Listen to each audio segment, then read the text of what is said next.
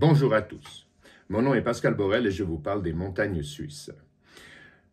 Une semaine sans vidéo, car j'en ai fait 6 le week-end passé et je me suis dit que pour la communauté de 4V24, il fallait le temps de les voir, de les digérer.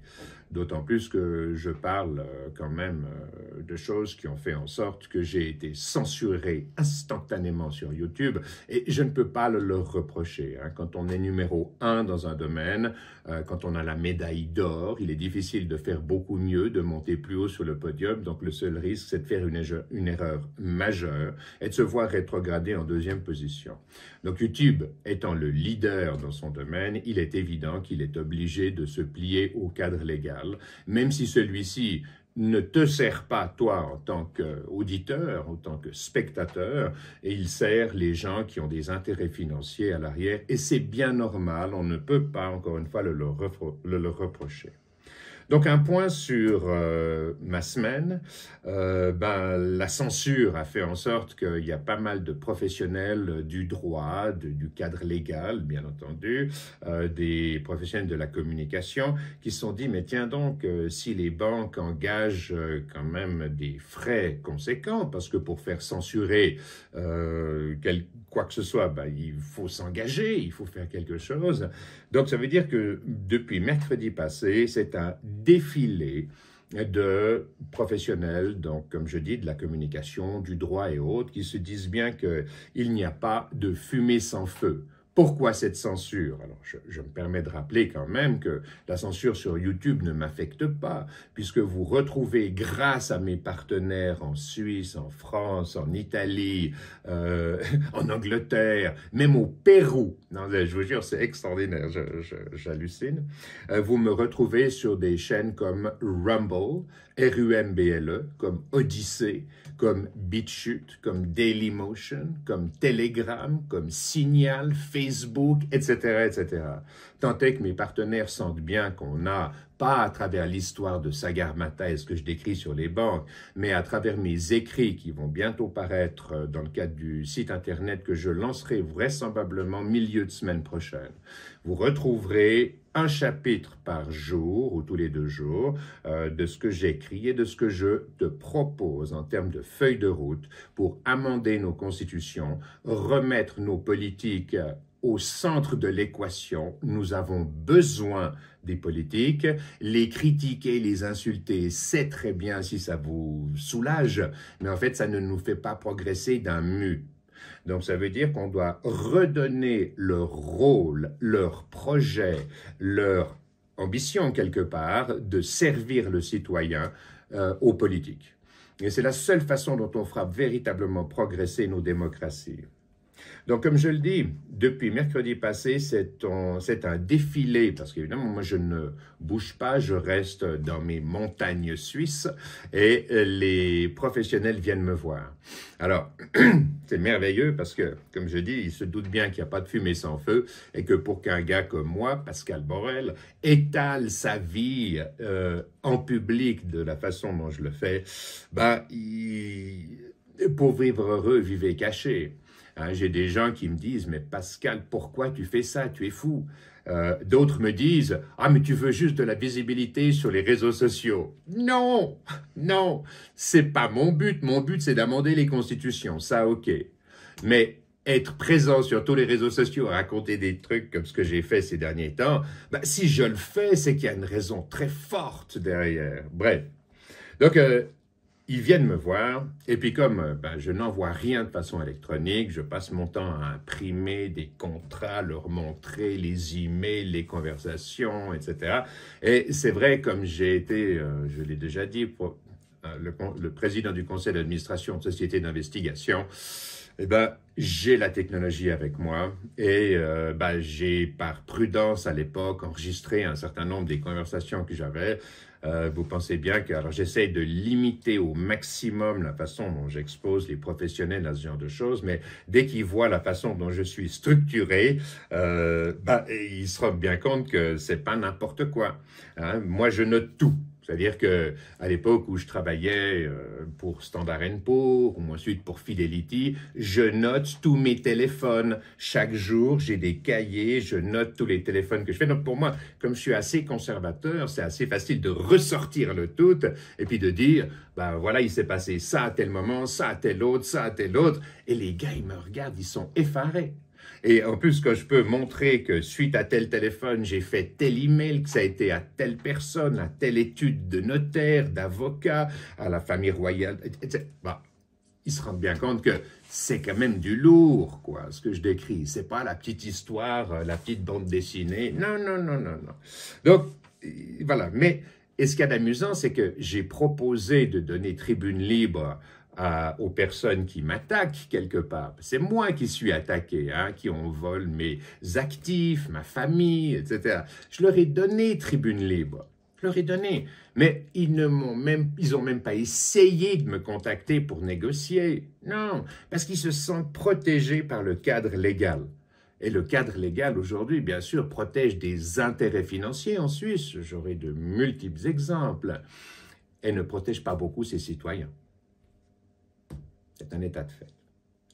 À l'exemple d'ailleurs de ce que l'on voit un peu partout aujourd'hui, tout le monde a un téléphone, tout le monde prend une petite image, l'envoie sur les réseaux sociaux et regarde ce que j'ai vu aujourd'hui, c'est incroyable, fabuleux. Donc tout sort, tout se sait à un moment ou à un autre.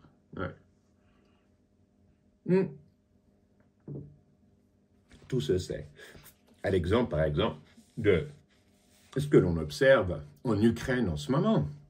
Sont sortis les derniers reportings sur la façon dont les biolabs, les laboratoires financés par les États-Unis, quand je dis financés par les États-Unis, ça inclut le monde occidental, parce que je rappelle que c'est les Français qui ont qui ont construit le laboratoire de Wuhan, d'où s'est échappé Covid-19, SARS-CoV-2.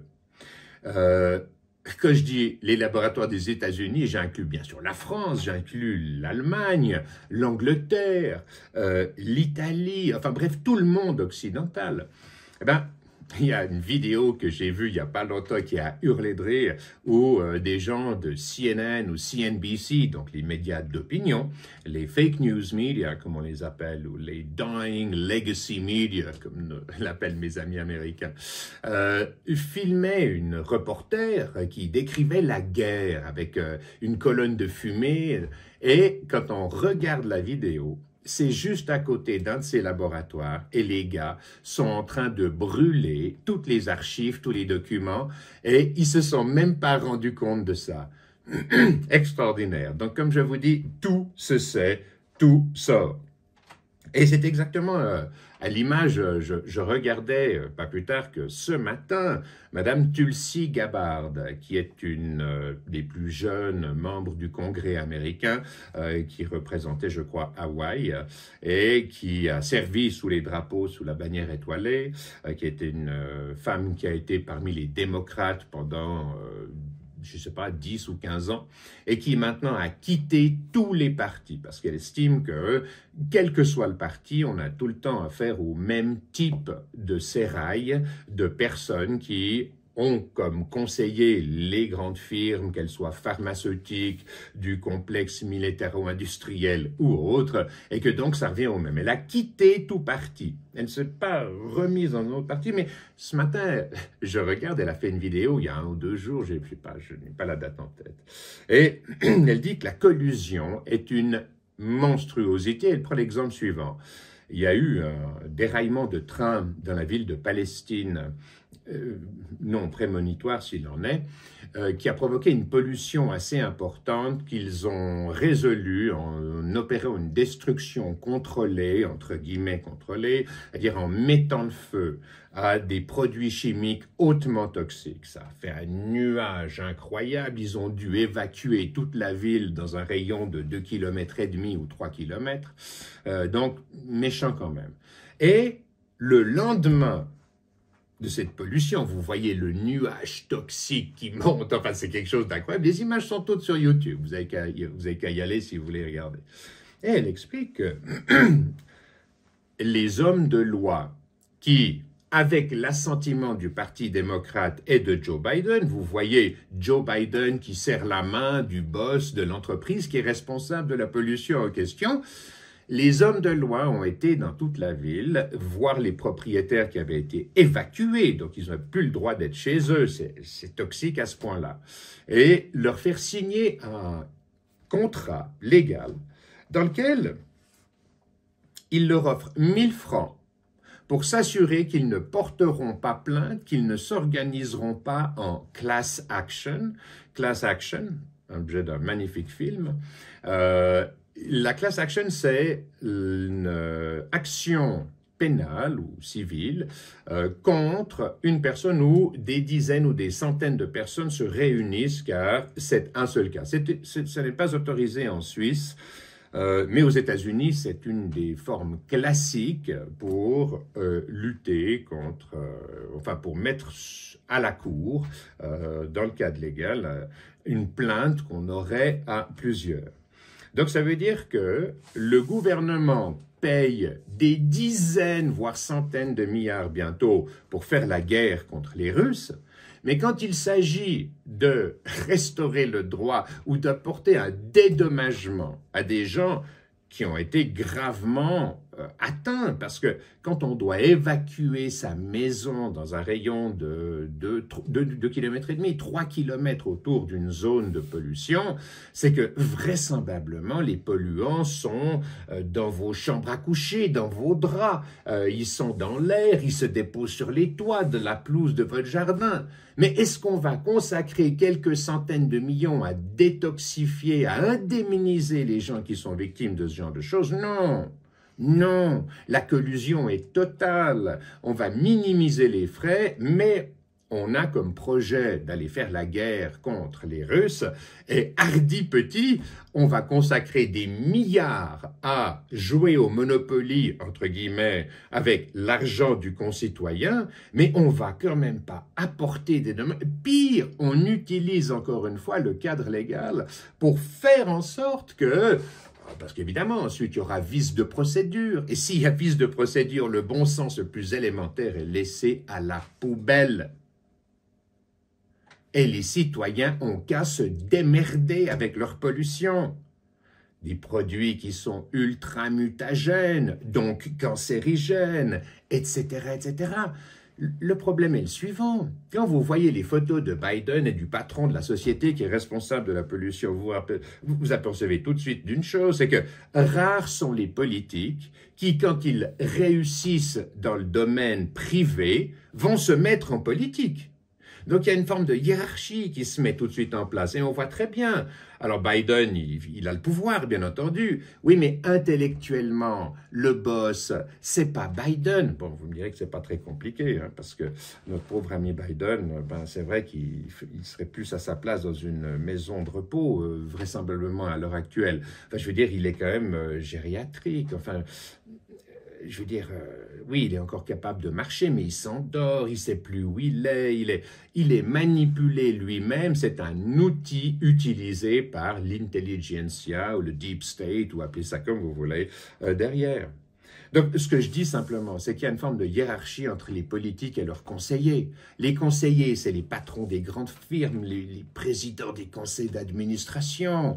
Il est évident que les pauvres politiques qui sont là, ben, ils sont dominés par des gens comme ça. Parce que pour travailler pour l'État, il faut en général avoir raté dans le privé.